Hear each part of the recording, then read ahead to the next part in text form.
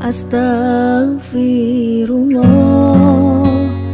Wa ala alihi wa sahbihi wa mawalah wa la hawla wa la quwata illa billahi wa ba'du. Baik, kita lanjutkan kajian kita,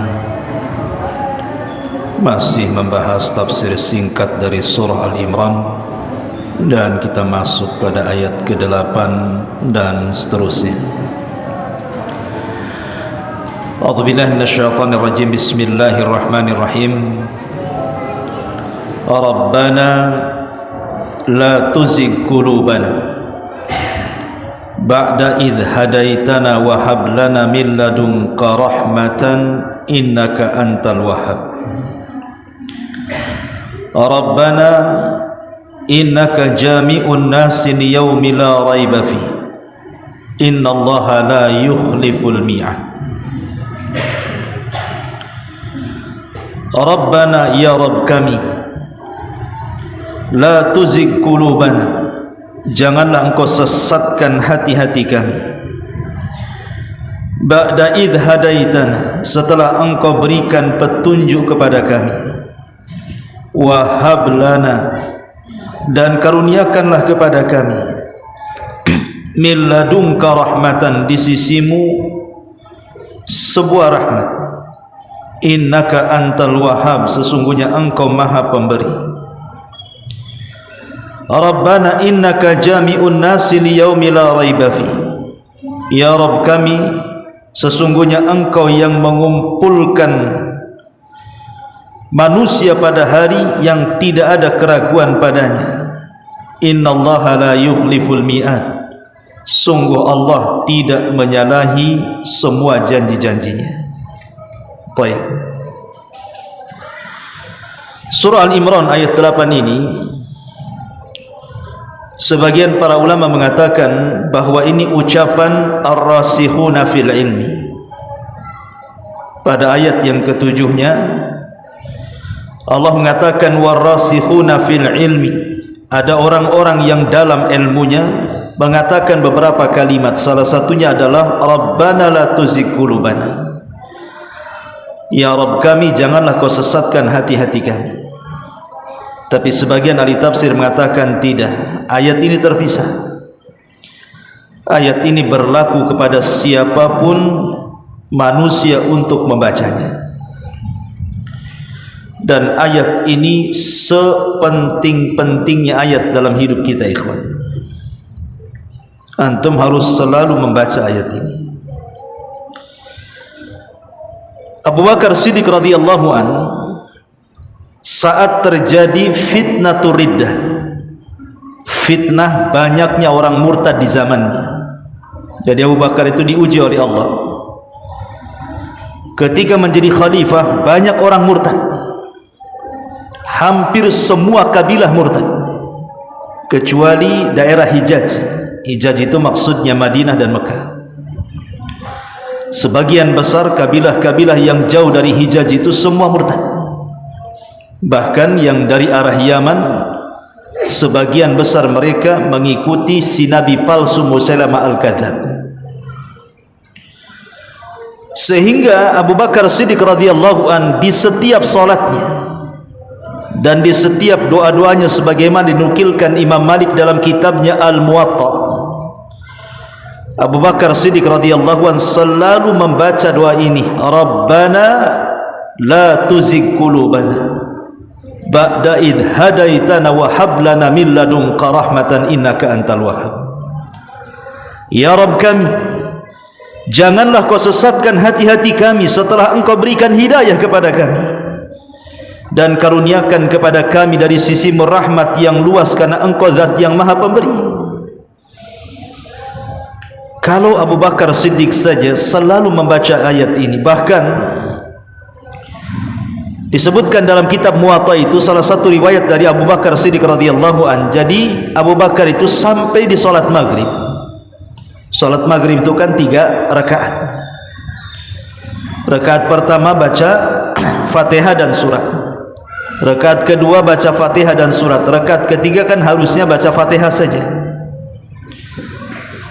Tetapi Abu Bakar Siddiq radhiyallahu an karena menghadapi kondisi yang mencekam, banyaknya orang fitnah dan merongrong kemuliaan Islam di zaman itu, sehingga di rakaat yang ketiga setelah baca Fatihah, Abu Bakar baca ayat ini, Rabbana la tuzigh qulubana ba'da id hadaitana wa hab lana min ladunka rahmatan innaka antal wahhab.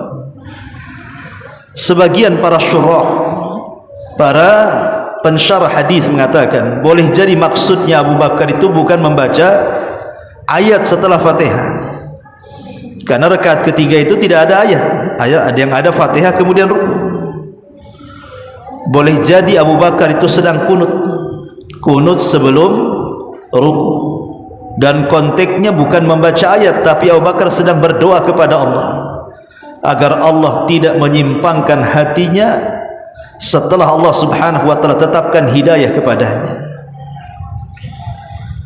Makanya dengan keteguhan Abu Bakar Siddiq radhiyallahu an berhasil menumpas orang-orang murtad.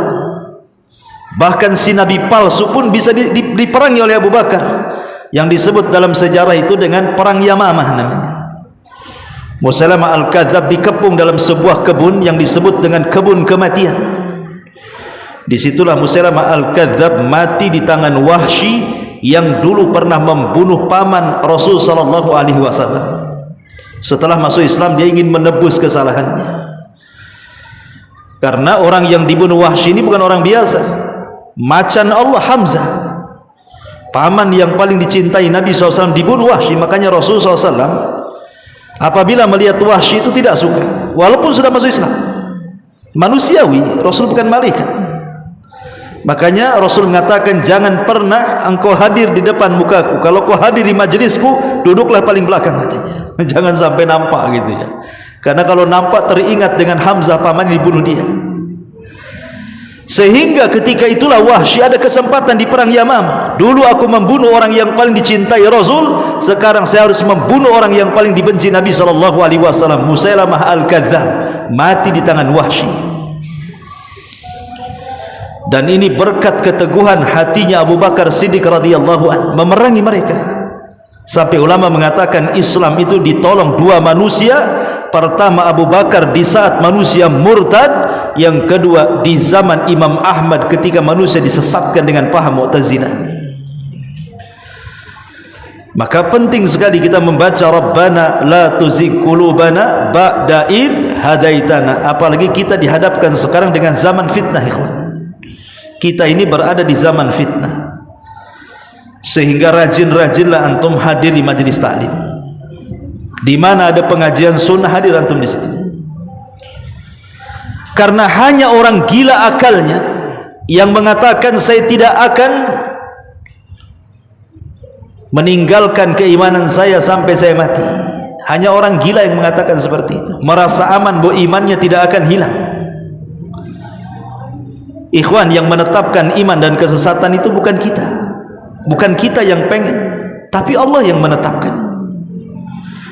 Suka-suka Allah mau mencabut iman kita atau memasukkan kesesatan kepada hati kita. Kita tidak punya kehendak soal itu. Makanya hanya orang gila saja yang mengatakan, tidak mungkin saya murtad. Kata siapa? Banyak orang yang awalnya mengucapkan syahadat asyhadu an la ilaha illallah wa asyhadu anna muhammadar rasulullah, berakhir dengan apa? Berakhir dengan mengingkari dua kalimat syahadat. Siapa yang bisa menjamin iman antum akan tetap? Tidak ada yang menjamin. Kok sudah malas hadir di majelis taklim itu kayak merasa hebat sekali kan begitu, seolah-olah saya sudah nyunnah ini, tidak mungkin saya masuk bid'ah. Kata siapa? Hebat kali ya. Ma'asyiral muslimin yang dimuliakan Allah Azza wa Jalla, di zaman Nabi ada orang namanya Dzul Khuwaisirah. Nabi ini sedang membagi-bagikan harta ghanimah hasil rampasan perang Hunain. Tiba-tiba di mata Dzul Khuwaisirah itu pembagian Nabi tidak adil menurut dia. Datang dia melotot di hadapan Rasul dan mengatakan, ya Muhammad i'dil, Muhammad adillah kau saat membagi, jangan kayak gini pembagiannya, yang benar. Bayangkan Nabi dituduh tidak adil, coba bayangkan. Enggak kurang ngajar orang ngomong gitu. Maka Nabi SAW langsung mengatakan kepada Dzulkhuwaisirah ini, illam adil faman ya'dil. Kalau aku tidak adil, siapa yang lebih adil dari aku, kata Rasulullah. Tidak ada manusia yang lebih adil daripada Nabi. Makanya Rasul mengatakan, kalau aku tidak berbuat adil, siapa manusia yang lebih adil dari aku? Tidak ada. Kemudian Dzulkhuwaisirah si botak ini kemudian pergi. Kata Nabi SAW, min dhi'di hadzal rajul, nanti dari pundak orang ini akan muncul orang-orang yang semisal dia, yamrukuna minad din kama yamrukus sahmu minar ramiyah, melesat dari Islam seperti melesat anak panah dari busurnya. Mereka membaca Al-Quran tapi tidak sampai di tenggorokannya. Apabila engkau jumpai mereka, perangilah mereka, karena dalam memerangi mereka terdapat pahala, kata Rasul. Artinya Nabi SAW sudah mengisyaratkan bahwa nanti ada umat-umat Islam yang pemahamannya sama dengan Dzulkhuwaisirah. Rasul tidak menyebutkan siapa orangnya, tapi Nabi SAW mengatakan nanti akan muncul orang-orang yang seperti dia. Kita tidak tahu siapa yang seperti dia itu, apakah kita atau apakah orang lain, kan tidak tahu. Kita hanya berdoa kepada Allah, mudah-mudahan kita tidak seperti Dzulkhuwaisirah, sehingga tidak ada yang bisa menjamin, merasa aman bahwa iman kita tidak akan tercabut. Tidak ada yang bisa menjamin. Yang mengatakan saya bisa menjamin itu hanya orang gila saja. Umar bin Khattab radhiyallahu an, sekelas Umar ini, bukan orang biasa. Umar ini lisannya itu berjalan kebenaran. Rasul yang mengatakan kebenaran berjalan di lisan Umar. Satu hari Umar radhiyallahu an membawa lembaran Taurat. Lembaran Taurat di bawah dia. Kemudian Nabi SAW mengatakan, "Hai Umar, apa itu di tanganmu?" Kata Umar, "Ini lembaran Taurat, wahai Rasul." Kata Nabi SAW, "Amutahawikun anta ya ibnul Khattab." Sudah kau bingung, wahai Umar? Kau bingung ya? Taraktu fikum alal bayda lailuha kanahariha la yazigu anha ila halik. Aku datang membawa Islam, kata Rasulullah, seterang benerang, malamnya seperti siangnya, yang tidak mungkin tersesat kecuali binasa. Kurang apa dengan ajaran Islam? Kenapa kau bawa Taurat? Itu maksudnya, lemparkan Taurat itu. Kalau manusia secerdas Umar saja dikhawatirkan penyimpangannya oleh Nabi, khawatir dia pindah agama, apalagi antum. Siapa antum dengan Umar? Siapa saya dengan Umar? Umar loh, setan takut dengan dia. Kita pula ketemu setan salaman, pacaran pula dengan setan. Ma'asyiral muslimin yang dimuliakan Allah Azza wa Jalla. Atau contoh yang lain, di zaman Nabi ada manusia namanya Rahal ibn Unfuah. Ada yang membacanya Rajal, ada yang membaca, Ibnu Katsir menyebutnya Rajal, tapi ada juga yang mengatakan Rahal ibn Unfuah namanya. Rajal ibn Unfuah ini hidup di zaman Nabi, murid langsung Nabi. Bahkan dia membaca Al-Baqarah di hadapan Nabi SAW selesai, dari Alif Lam Mim sampai selesai. Surah Al-Baqarah selesai dibaca di hadapan Nabi. Artinya dia paham surah Al-Baqarah, satu surat itu, dan surat-surat yang lainnya. Di saat Rasul SAW wafat, tiba-tiba di masa Abu Bakar Siddiq radhiyallahu an, ini Rajal ibn Unfuah ini sebenarnya adalah delegasi Nabi.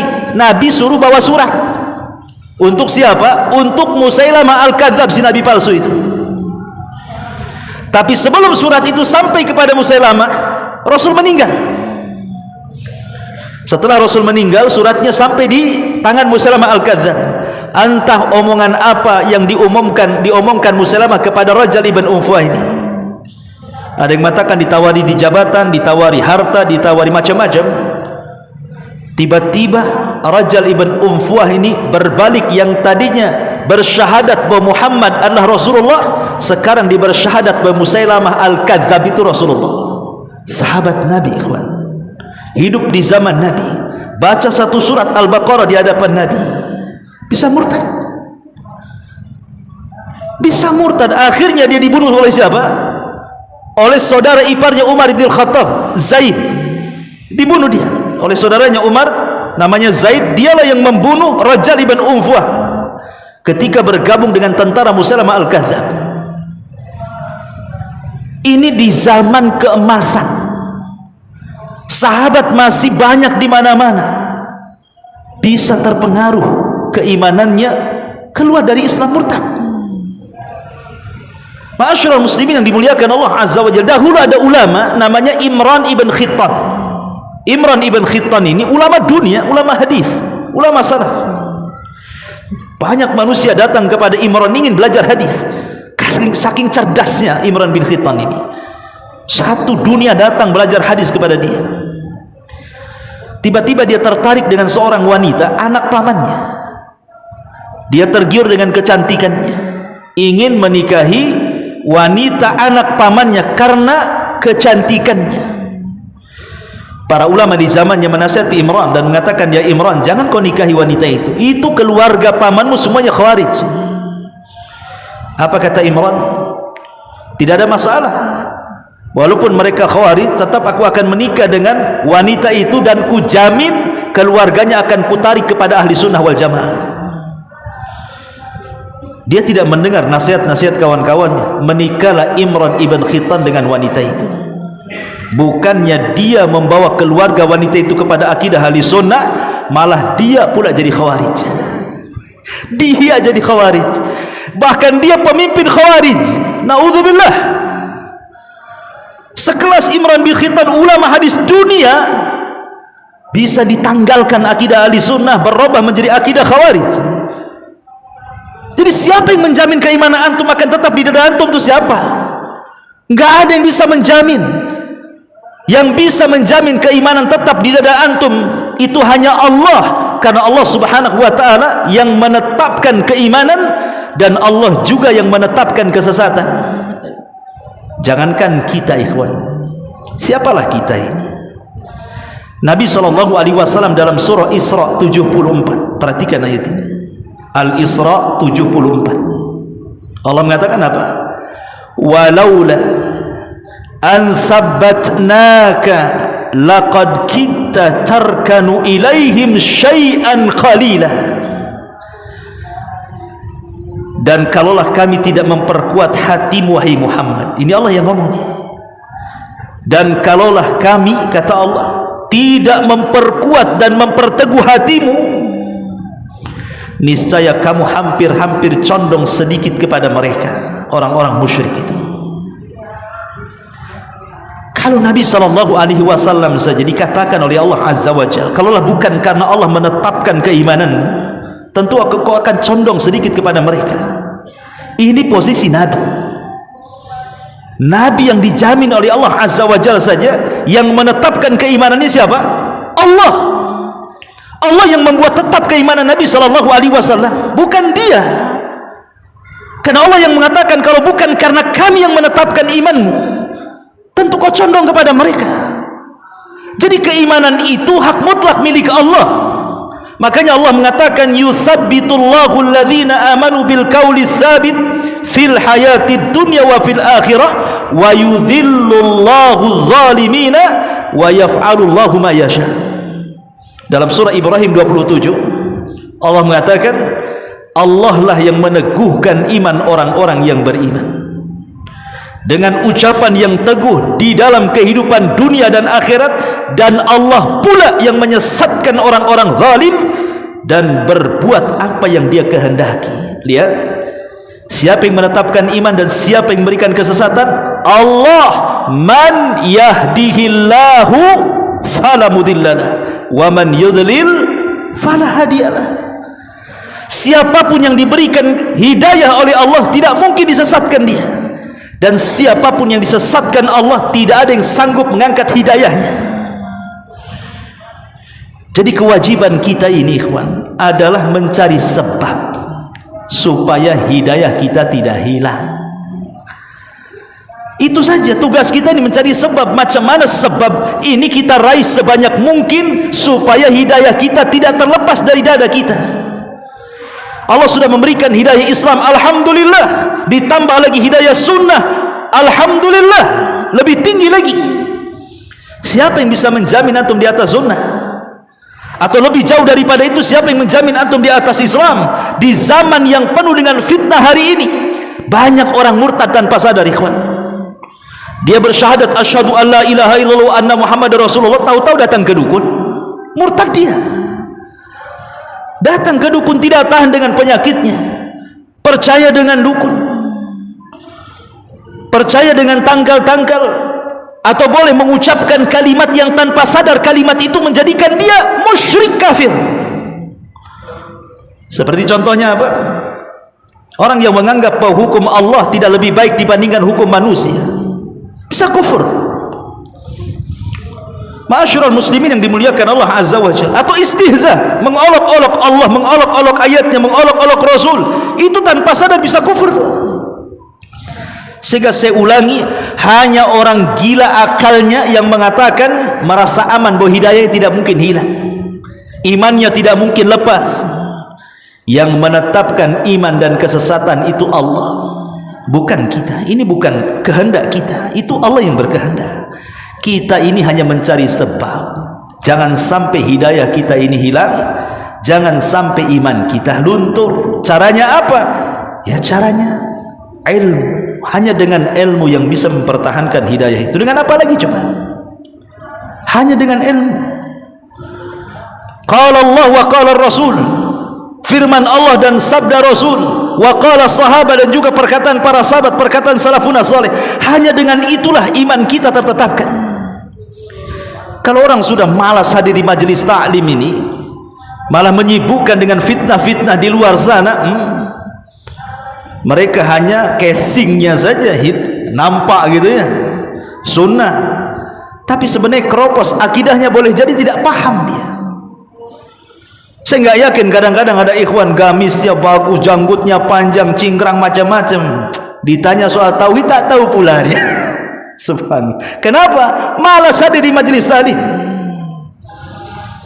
Dari sini ma'asyiral muslimin yang dimuliakan Allah Azza wa Jalla, kita hanya bisa berdoa kepada Allah Subhanahu wa taala, mudah-mudahan iman kita ini tetap dan tidak hilang. Mudah-mudahan hidayah ini tetap dengan cara terus mencari sebab. Sebab ini salah satunya ilmu, dan yang paling penting daripada ilmu adalah doa, dan doa itu adalah disebutkan dalam surah Al-Imran ayat 8, Rabbana la tuzigh qulubana. Perbanyak doa ini. Ummu Salamah radhiyallahu anha sebutkan dalam hadis yang sahih, menceritakan Ummu Salamah ini istri Nabi. Doa yang paling banyak diucapkan Nabi sallallahu alaihi wasallam adalah Rabbana la tuzigh qulubana ba'da id hadaitana wa hab lana min ladunka rahmatan innaka antal wahhab. Ini doa yang paling banyak dibaca Nabi. Dalam riwayat, ya muqallibal qulub tsabbit qalbi ala dinik, wahai zat yang membolak-balikan hati, tetapkan hatiku di atas agamamu. Sampai Salamah ini saking Rasul banyak membaca doa Rabbana la tuzigh qulubana ini, bertanya, Rasul, kenapa engkau banyak sekali membaca Rabbana la tuzigh qulubana itu, atau ya muqallibal qulub tsabbit qalbi ala dinik itu? Kenapa?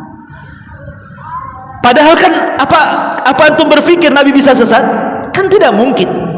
Nabi kan tidak mungkin sesat, karena Allah sudah berikan bimbingan kepada Nabi, tidak mungkin Nabi sesat. Tapi Nabi SAW terus memanjatkan Rabbana la tuzigh qulubana, ya Allah tetapkan hati kami, jangan sampai disesatkan hati kami setelah kau berikan hidayah kepada kami. Kata Nabi SAW ketika ditanya oleh Ummu Salamah, kenapa kau selalu membaca banyak doa ini wahai Rasul?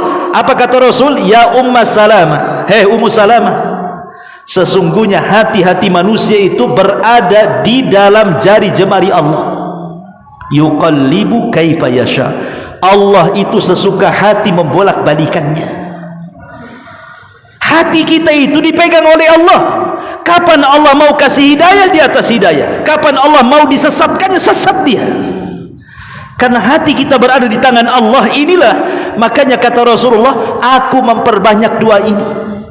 Rabbana la tuzigh qulubana ba'da id hadaitana wa hab lana min ladunka rahmatan innaka antal wahhab. Maka perbanyaklah doa ini. Ini doa sepenting-pentingnya dalam kehidupan kita, karena tidak ada yang lebih mahal melebihi hidayah. Kata Imam Ibnul Qayyim rahimahullahu ta'ala, semua nikmat yang Allah berikan kepada antum. Sebutkan nikmat apa? Semua nikmat di dunia ini yang Allah anugerahkan kepada kita, nikmat rumah, nikmat istri, nikmat anak, nikmat pekerjaan, nikmat gaji besar, nikmat ganteng, nikmat cantik, nikmat, sebutkan nikmat apa? Kata Imam Ibnul Qayyim, semua nikmat yang Allah anugerahkan kepada manusia itu kecil dibandingkan nikmatul hidayah, dibandingkan nikmat orang berada di atas hidayah. Sebagaimana kata Imam Ibnul Qayyim, setiap musibah yang Allah timpakan kepada antum, sebutkan musibahnya. Sakit parah, stroke lama, kecelakaan, rumah terbakar, kematian, sebutkan musibah apa? Tsunami, gempa, apa, sebutkan. Itu masih kecil dibandingkan dengan musibah kesesatan. Karena orang mati itu hanya berpisah di dunia saja, tapi orang sesat itu bukan hanya tersiksa di dunia, bisa dikekalkan masuk ke neraka. Dari sini menunjukkan bahwa hidayah itu perkara yang sangat nikmat. Maka siapapun yang sudah diberikan nikmat hidayah Islam, apalagi meningkat sampai hidayah sunnah, maka pertahankan, perbanyak doa, Rabbana la tuzigh qulubana ba'da id hadaitana wa hab lana min ladunka rahmatan innaka antal wahhab. Untuk mengakhiri kajian ini, dahulu di zaman Bani Israel ada seorang ulama besar namanya Bal'am ibn Ba'ura. Disebutkan isyarat dalam Al-Quran, dalam surah, dalam Al-Quran. Bal'am ibn Ba'ura ini seorang alim besar, bahkan dia menguasai Ismul A'zam. Semua Bani Israel ada masalah datang kepada Bal'am, karena dia adalah ulama yang dipilih oleh Nabi Musa, ulama besar. Semua kesulitan Bani Israel datang kepada dia. Entah setan apa yang masuk kepada Bal'am ini. Ketika Nabi Musa alaihi salatu wassalam membawa Bani Israel dari Mesir menuju tanah perjanjian di Palestina, sampailah di bukit namanya Husban. Bukit Husban. Bukit Husban ini panjang. Kemudian setelah Bukit Husban itu ada kota besar. Bal'am hidup di situ. Nabi Musa baru datang dengan Bani Israel, baru menyeberang dari Mesir menuju Palestina dan harus melewati kota itu. Para pembesar di kota itu khawatir kalau tujuan Nabi Musa datang itu untuk menyerang mereka, mengusir mereka, membantai mereka dan begitu seterusnya. Akhirnya para pejabatnya datang kepada Bal'am ibn Ba'ura, kemudian mengatakan, ya Bal'am, kami akan berikan apapun yang kau minta, jabatan, harta, kenikmatan dunia, sebutkan, kami akan beri. Tapi syaratnya berdoalah keburukan kepada Nabi Musa dan Bani Israel. Karena Bal'am itu menguasai Ismul A'zam, kalau dia berdoa mustajab doanya. Tapi Bal'am tidak mau, celaka kalian, masa saya harus doakan seorang nabi? Enggak mau saya. Akhirnya tiap hari datang pejabat ini, ngasih tawaran ini, tawaran itu, tawaran ini, tawaran itu. Lama-lama subhanallah, lihat, kadang-kadang fitnah dunia ini menjadikan seseorang itu insalah. Tahu insalah? Insalah itu kalau ada ular ganti kulit, dalam bahasa namanya insalakha. Makanya Allah Subhanahu wa taala menyebutkan fansalakha fakana minal ghawin. Maka si Bal'am pun insalah, seperti ular, mengganti kulitnya, ya, seolah-olah menanggalkan pakaian ketakwaannya, menanggalkan pakaian keulamaannya, ditinggalkan tuh seperti ular meninggalkan kulitnya. Fakana minal ghawin. Bal'am pun termasuk orang sesat. Akhirnya dia mau mendoakan keburukan kepada Nabi Musa juga. Tapi Allah Subhanahu wa taala tidak berkehendak seperti yang dikehendaki Bal'am dan orang-orang jahat itu. Lisannya terpeleset-peleset. Setiap mendoakan keburukan kepada Musa dan Bani Israel, malah lisannya mendoakan keburukan kepada orang yang nyuruhnya. Dibolak-balik. Tidak bisa, susah mau ngomong Musa itu susah. Maka Bal'am pun merasa rugi dan mengatakan, khasirtu dunya wal akhirah, sungguh rugi duniaku dan akhiratku, katanya. Tapi kadang kalau sudah masuk, dalam bahasa kita ada mandi basah sekali lah. Akhirnya Bal'am mengatakan begini, doaku sudah tidak manjur lagi. Sebaiknya kalian buat siasat. Dengan cara apa? kirim gadis tercantik di antara kalian. Ini Musa dan Bani Israel sedang membuat tenda di ujung bukit Husban. Pura-puralah gadis-gadis kalian menjual sesuatu. Kemudian rayulah salah satu murid pilihan Nabi Musa saja, cukup saja buat zina. Itu sudah mencukupkan menghancurkan Bani Israel katanya.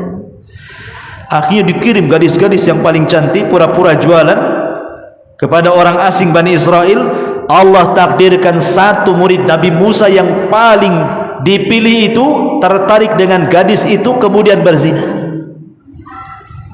Setelah terjadi perzinahan satu kali, apa yang terjadi? Turun taun, penyakit taun, ribuan Bani Israel mati. Sehingga para ulama yang lainnya, murid Nabi Musa, heran, ini kenapa kok tiba-tiba muncul wabah taun di mana-mana? Akhirnya mereka mencari tahu, rupanya ada orang pilihan mereka berzina dengan seorang wanita.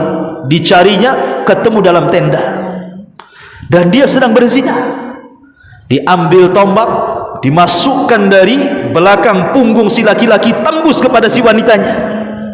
Kemudian keluar tenda, tombak ini diarahkan ke langit tuh. Masih dua orang itu di dalam tombak tuh, diarahkan ke langit dan mengatakan, hakadha, beginilah balasan orang-orang yang bermaksiat kepadamu ya Rabb, katanya. Setelah kejadian ini, diangkatlah taun itu. Akhirnya Bal'am pun menjadi orang yang paling hina dina, yang dulunya ulama besar, ditokohkan Bani Israel, disegani oleh Bani Israel, menjadi ulama yang sangat dihinakan. Bayangkan, ulama bisa tersesat dengan dunia, apalagi kita. Maka perbanyak doa, Rabbana la tuzigh qulubana ba'da idh hadaitana wa hab lana min ladunka rahmatan innaka antal wahhab. Subhanaka wa bihamdika asyhadu an la ilaha illa anta astaghfiruka wa atubu ilaik. Allahu ta'ala alam. Assalamualaikum warahmatullahi wabarakatuh.